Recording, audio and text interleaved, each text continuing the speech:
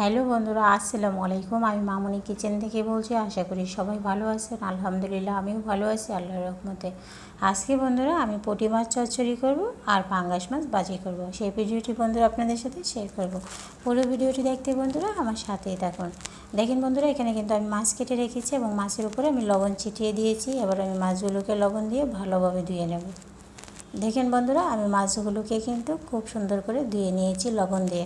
মাছ আপনি যত সুন্দর করে ধুবেন খেতে কিন্তু তত বেশি ভালো লাগবে। এবার আমি এই মাছ থেকে একেবারে ছোটো ছোটো পুঁটি মাছগুলোকে আলাদা করে নেব চচ্চড়ি করার জন্য। আর এদিকে দেখেন বন্ধুরা, আমি পাঙ্গাস মাছ কেটে নিয়েছি। অনেকেই বলে পাঙ্গাস মাছ খেতে কিন্তু গন্ধ লাগে। আজকে আমি পাঙ্গাস মাছ ভাজি করব একেবারে গন্ধ ছাড়া। দেখেন বন্ধুরা, আমি ছোটো ছোটো মাছগুলোকে কিন্তু আলাদা করে নিয়েছি। এবার আমি এই মাছগুলোকে চচ্চড়ি করে নেব। আর পুঁটি মাছের চচ্চড়ি কিন্তু খেতে দারুণ লাগে বন্ধুরা।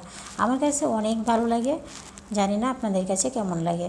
আর এদিকে আমি 4 টুকরা পাঙ্গাস মাছ নিয়েছি। এই পাঙ্গাস মাছটাকে কিন্তু আজকে আমি ভাজি করে নেব। এবার আমি মাছের মধ্যে মশলা দিয়ে দিব। দেখেন বন্ধুরা, আমি প্রথমেই দিয়ে দিয়েছি স্বাদমতো লবণ। এবার আমি দিয়ে দিয়েছি হলুদের গুঁড়া। এবার আমি দিয়ে দিয়েছি মরিচের গুঁড়া 1 চামচ। এবার আমি দিয়ে দিয়েছি আধা চামচ ধনিয়া গুঁড়া।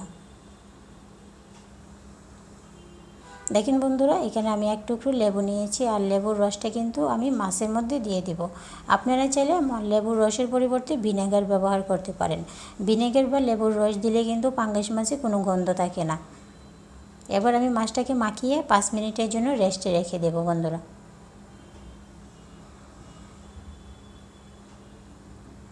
দেখেন বন্ধুরা, 5 মিনিট পর কিন্তু আমি মাছটাকে নিয়ে নিয়েছি। এবার আমি ভাজি করে নেব।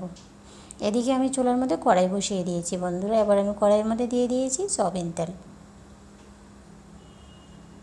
তেলটাকে আমি 2 মিনিটের মতো গরম করে নেব।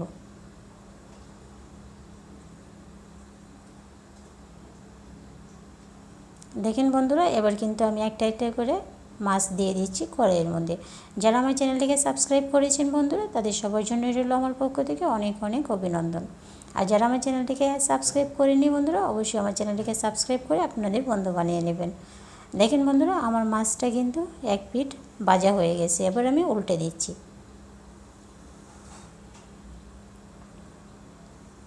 লেবুর রসটা দেওয়াতে কিন্তু বন্ধুরা মাছ থেকে একটা সুন্দর ফ্লেভার আসছে। আর মাছের গন্ধ তো নেই বন্ধুরা, খুব সুন্দর গন্ধ বেরিয়েছে।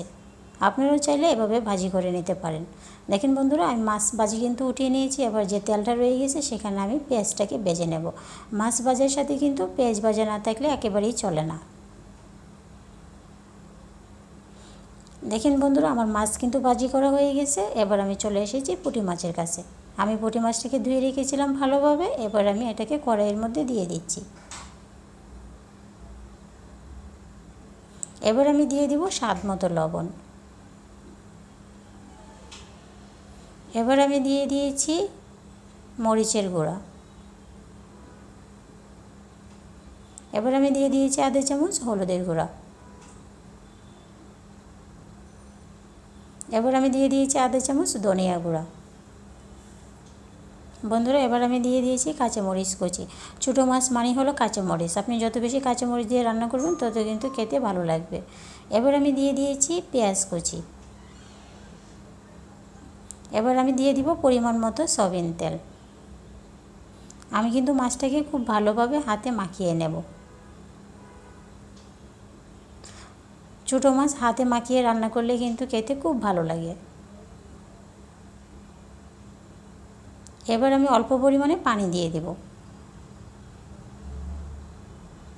দেখেন বন্ধুরা, আমি কিন্তু পানি দিয়ে দিয়েছি। আমি কিন্তু এই পানি দিয়েই মাছটাকে রান্না করব, আর কোনো পানি ব্যবহার করব না।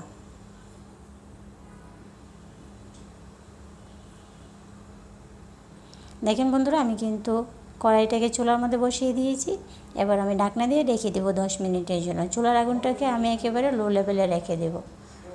এই ছিল আমার পাঙ্গাস মাছ ভাজা। দেখেন বন্ধুরা কেমন হয়েছে অবশ্যই কমেন্টে জানাবেন। আর আপনারাও কিন্তু এভাবে ভাজি করে একবার ট্রাই করে দেখবেন। কাছে এবং দূরে যে যেখান থেকে ভিডিওটি দেখছেন অবশ্যই পুরো ভিডিওটি দেখবেন ও লাইক ও কমেন্ট করে দেবেন। দেখেন বন্ধুরা, আমার ছোটো মাছ চচ্চড়ি করা হয়ে গেছে। আমি কিন্তু উপরে লেবু পাতা দিয়ে দিয়েছি, যেটা আপনাদেরকে দেখাতে পারিনি। ভালো থাকবেন সবাই, আল্লাহ হাফেজ।